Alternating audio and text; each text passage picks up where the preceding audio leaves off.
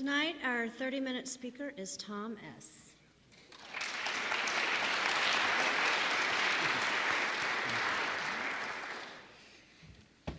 I'm Tom. I'm an alcoholic.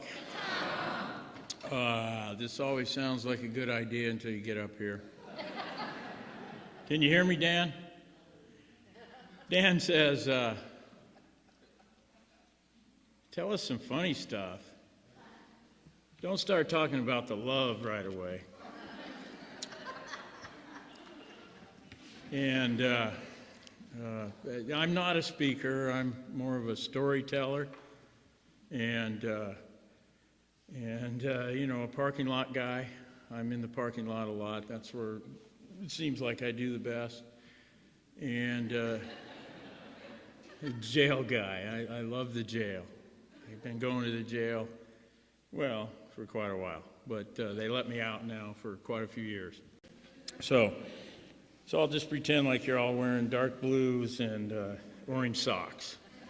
That's what they got. And the thing about the jail is that 28, 29 years ago when I first started going in there, there'd be a few guys that had been to meetings, you know. And now when we go, there's only a few guys that haven't. So things have changed.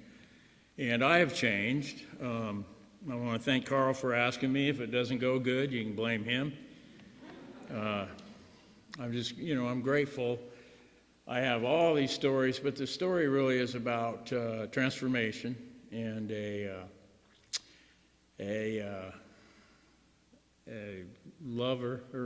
hater becoming a lover, a taker becoming a giver. And the story is a love story. It really is. But let's just see if we can come up with some of the craziness that happened. I was a good kid, and I went to school every day. And I got good grades, and I was an athlete, and I was, the oldest in a family of 3, 2 younger sisters, both parents alcoholic. And I loved playing baseball. And that's all I wanted to do was play baseball. And I did a lot, and I wouldn't even want to come home or even eat. I played so much baseball. And home wasn't fun, really. But I ended up playing quite a different game. And my alcoholism, sort of manifested in antisocial behavior and criminal behavior and drug addiction and all kinds of things. But I'm lucky to be here today because it's all about inches and seconds, my story. It was so close so many times, and things could have went the other way, or the judge could have had a bad day, and you'd have another speaker. And so I feel blessed that way, and like I have a purpose, and my purpose is to be of service and help other alcoholics. I'm good at it now. I finally got it down. Mainly because I get out of the way. If I can get me out of the way, intuitive thoughts come to me now more than ever. And so what I used to do in the parking lot is just throw everything at you, including the kitchen sink, and hoping that something would land. But today, I'm more reserved, if you can imagine that, and more quiet and able to receive the intuitive thought that is more directly effective at helping you. What a miracle. Maybe that's why I didn't die. And I should have, and I could have, and I might have, but I didn't. And here I am, all in a suit and happy. Happy about that. Used to hate putting suits on because I was always going to court. Had to cut my hair, shave my beard, and not chew gum, and look him in the eye and answer the question, and don't elaborate. So today I'm free from all of that stuff. So, the new guys are right here, so I really want to focus on that and really, what it was like is I was crazy, but the what happened part is really important. So I could tell you stories about what the draft story is a good one, but I don't know. It's got a lot of drugs in it. The time I was hanging out with some prostitutes down in Salem. That's a good one. And one of them gave me a bunch of pills, and I took them all and came to Portland and drank a bunch of wine and beat everybody at pool. And they say when I set my stick down, I went down with it. And that was a Saturday night, and I woke up kind of in the back of a dope house, and I woke up and I go, man, let's turn the game on. I'm betting on San Francisco, you know, and they're like, what are you talking about? They lost. I'm going, come on, turn the game on. It was Tuesday. I'd slept for almost 3 24-hour periods. Now, what I thought was, I must have needed the rest. My next thought was, let's go get some booze. Now, thinking about that now, nobody missed me for 3 days. There was no report due, you know, and nobody really would have known. You know, if they'd have found me there, they wouldn't have been surprised. But I guess the best story that's kind of funny is the Heister story. I was drinking at work, which wasn't unusual, at the plywood mill, and we didn't have our driver that night, so I'm driving the Heister, which is dangerous. And there was a party up the street, and it was a swing shift, so we had 7:30. We had a break time till 8. So I told Al, his name was Martin, but we call him Al for alcoholic.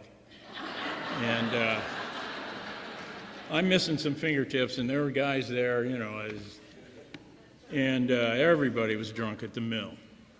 And so I said, Al, you know, we didn't have a ride, so I said, I'll drive the Heister up there. Only about a mile, maybe.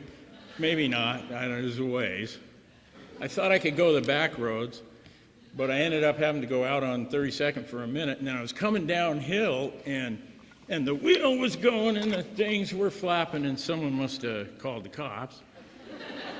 And so I got to the house where the party was, and it was a cheap house, no foundation.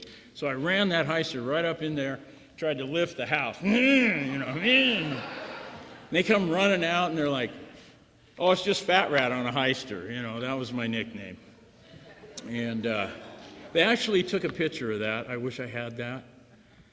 So when I turned to go back to work 2.5 hours later, they were waiting for me, the cops. And I had it down, you know, I'd been pulled over quite a bit.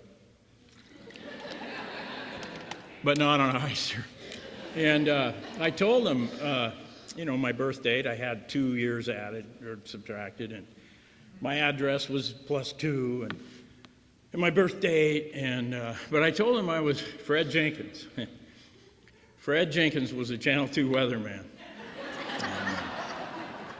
Fred didn't have a license either. And one of the cops that knew me left, and left me with 2 rookies, and me and Al.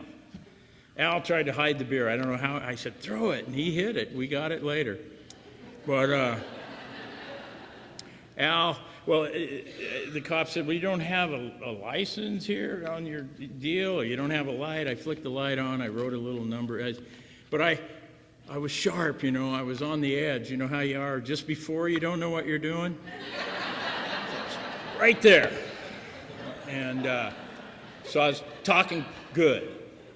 And I told them, you know, some story about the wife and kids, and I can't lose this job. I didn't have any kids.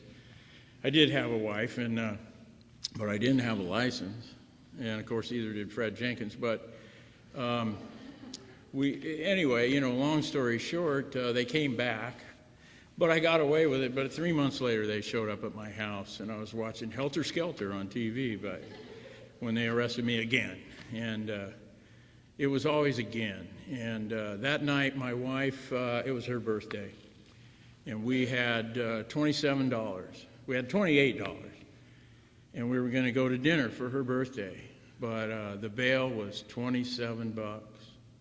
And she followed me up there and bailed me out again. So the stories are funny, but they're tragic. And the story of how I finally got sober is really the meat of the deal for me. And then, of course, the love. But, you know, I used to get in trouble a lot in the winter, November, December, January. Seems like I'm feeling that coming already. And I used to get arrested in November and go to court in December. And it happened again. It was around Thanksgiving. 2 drunk drivings, 2 hit and runs, and an attempt to elude in a week.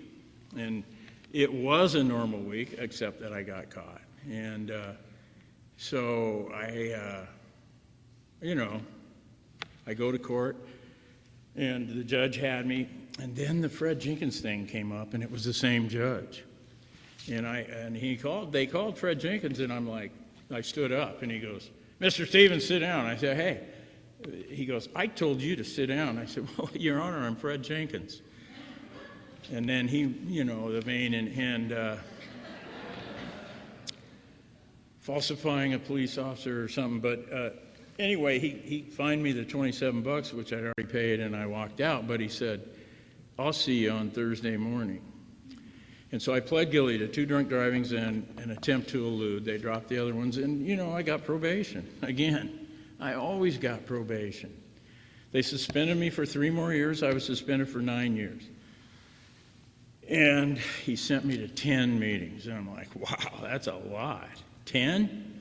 And so I went to my first AA meeting in 1977, maybe the first part of 78, on a Thursday night, and it was a good meeting.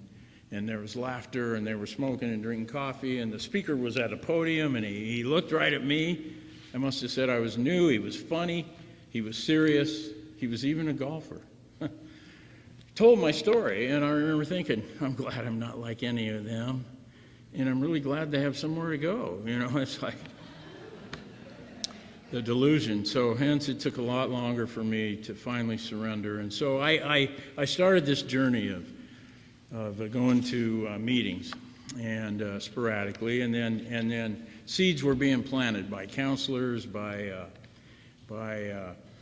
special interest meetings I had to go to, panels and stuff, and criminal meetings and meetings and all kinds of different stuff. And I remember I got another drunk driving 16 months later, and I'm like, whoops.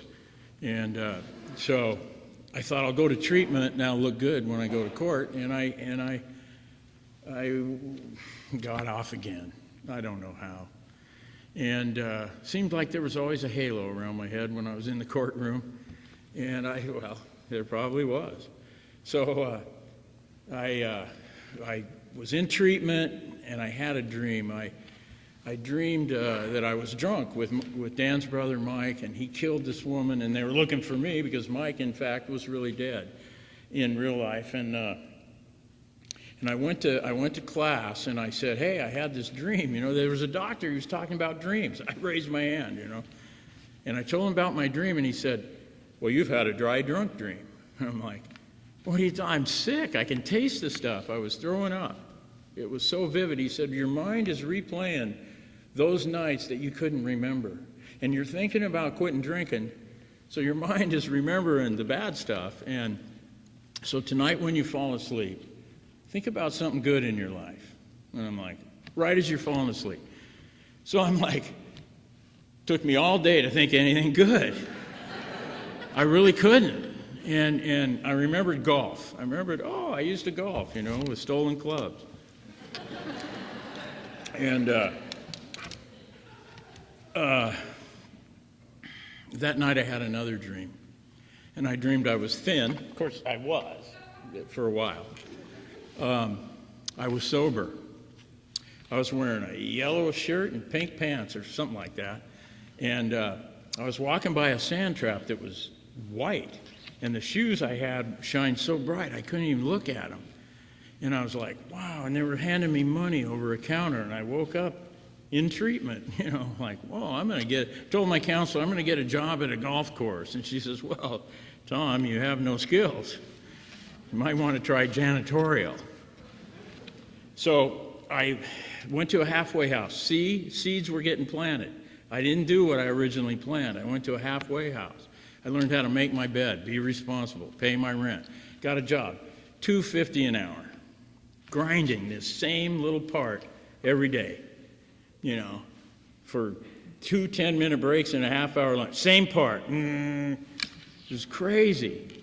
But I wanted to get better, right? And Scott Redmond would say, that was the one that said, take the whooping. If you're new, take the beating. Hang in there. Hang in there till the desire to drink is lifted. And that's what I was doing, except I wasn't abstinent yet. But I was trying. So I'd done so much community service. I did a 40, an 80, and a 120. And I built the ecology pond at Clackamas Community College for nothing. But it's better than jail. And so I knew all the jobs. So they hired me at the county because I could do all the work. And then I snuck in the boss's office and put my application on the top shelf and got an interview. And I could have got on with the county, but at the same time the country club called, right? The country club. And I took the country club job. I've been there 35 years, and they had white sand. And I became the shoe shiner at the country club, man. And the guy gave me these shoes. They shined so bright you couldn't even look at them. This dream. And I got thin. I got sober. I got happy. Oh, my God. I dreamed it up. So I was into dreaming, and still am. And I met my boss at work there was very inspirational, and he read all these fancy books, right? Spiritual books, which I had so many, if the shelf fell over, it would have killed me. But I read them, and one of them was have a dream, dream a house.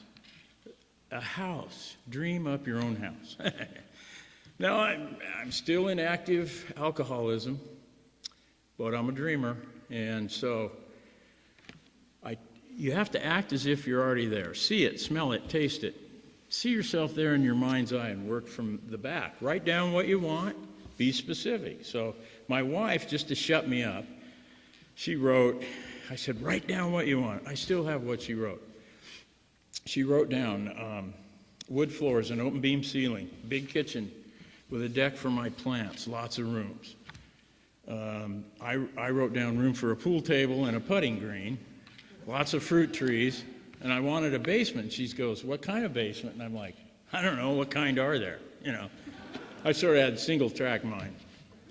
And daylight, I said. And so, and I also said that it will benefit humanity and see yourselves getting a good deal. And she said, well, you do your dreaming, I'll pray. And I was like, if you have to, and we know that doesn't work. Okay. And not too long after, I had a vivid dream, color dream. And I can't believe I'm telling this.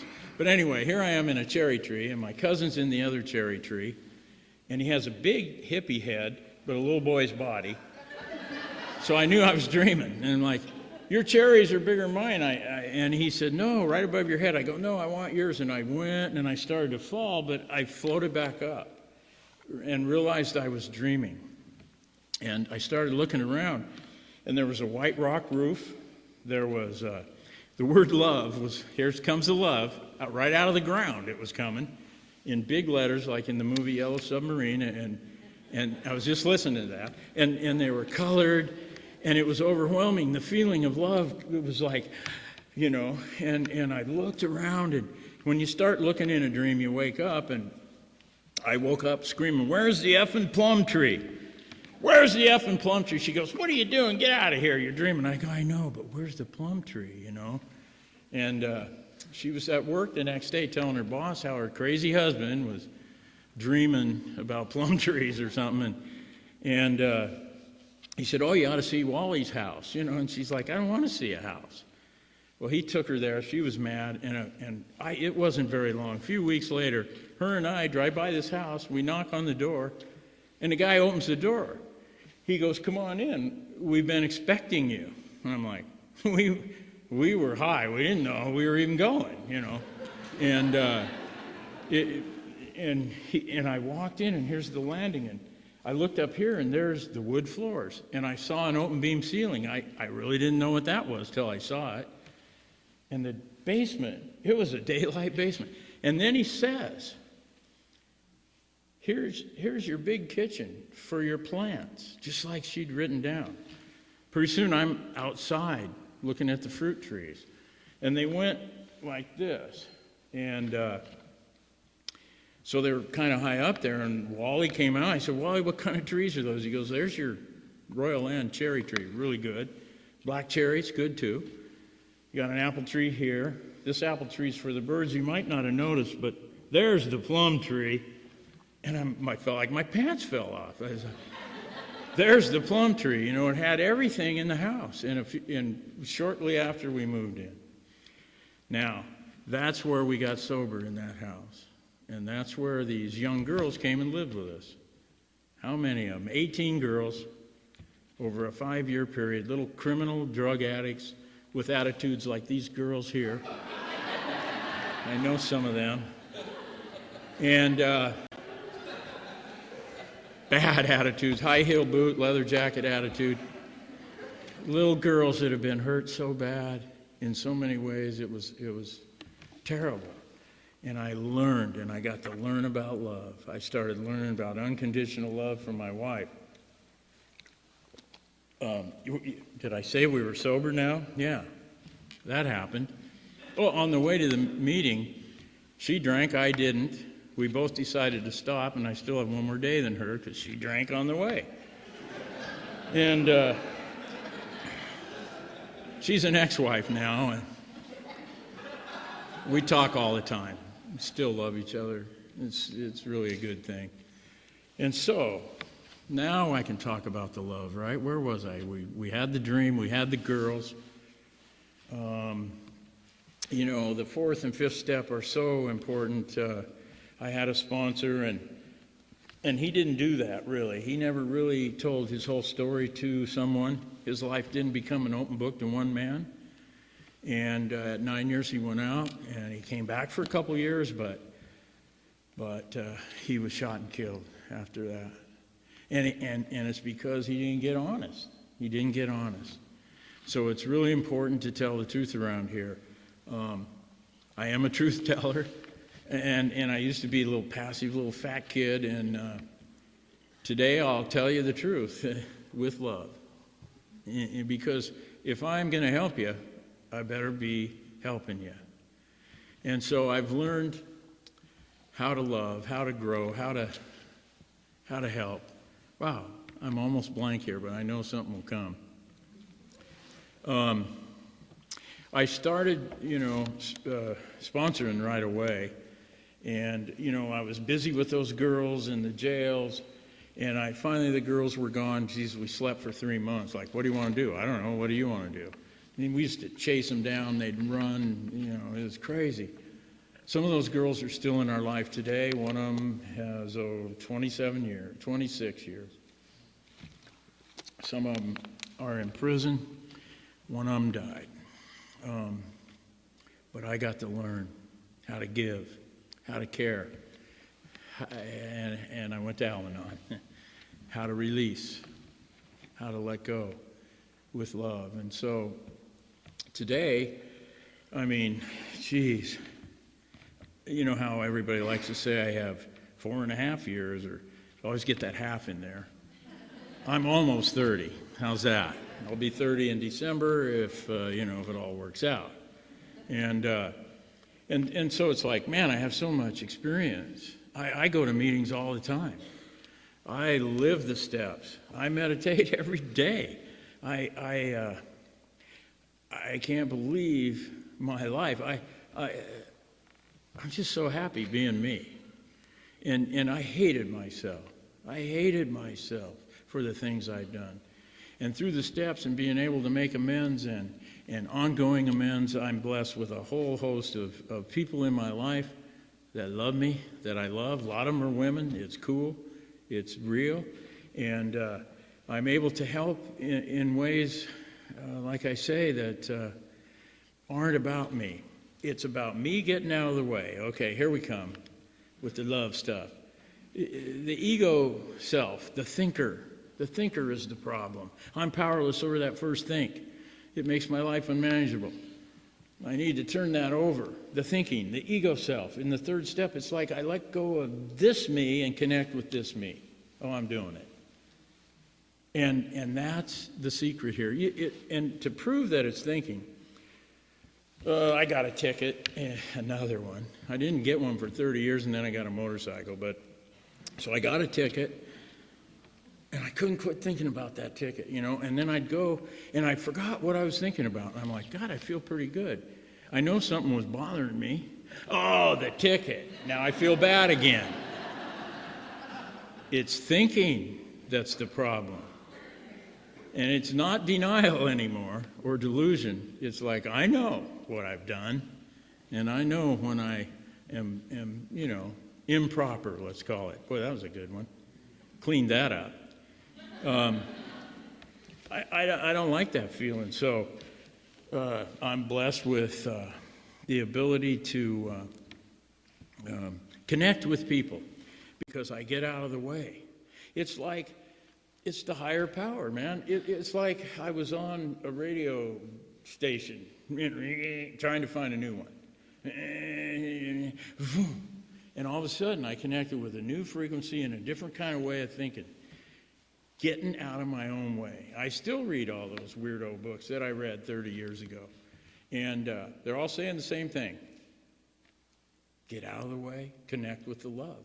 Let the intuitive voice, when I was breaking into a house, I heard the voice, don't do it. You're going to go to jail. But I do it anyway. Today I listen to this voice, which is not so loud and negative and past, future. You're a piece of shit. Did you see how much you weigh? That voice is not the one I need to be paying any. I got it down to two voices anyway, and I'd recognize that one most of the time. And so, what happens is the quiet, the intuitive, the consistent, the I am, not you should, you. It's more like I, more like we. It's more like us. That's what I wish I could explain that better. But the whole idea for me today is to not get stuck. I can get in trouble sitting by myself thinking. And my life is a mess. And I become depressed, full of anxiety, and I'm worthless. But if I remember who I really am, I'm human being. I'm both. And if I can connect with that spirit me instead of the ego self me, I'm free. I'm free to do anything. I'm unabashed. The promises have come true for me. I'm hardly ever uncomfortable in any situation. I was couldn't look you in the eye guy. You know how it is, thinking what to say next and blah, blah, blah. Today I'm free from a lot of that. And it's a result of working the steps, doing the service work, staying in the parking lot. I was almost the last guy last night. I don't know if she's here. Yes, she is. Just telling her everything that I could come up with to try and help her. And that's what we do here. We help each other. Yes, we're our eyes and ears. And we know what it's like to get through that first few letting go years and connecting then and getting on a roll and getting on a run. Man, I've been on a AA run for almost 30 years. I love saying almost 30. And, if it had been my will, I'd have killed myself. So I'm grateful to be here. Thanks for listening and looking at me the whole time.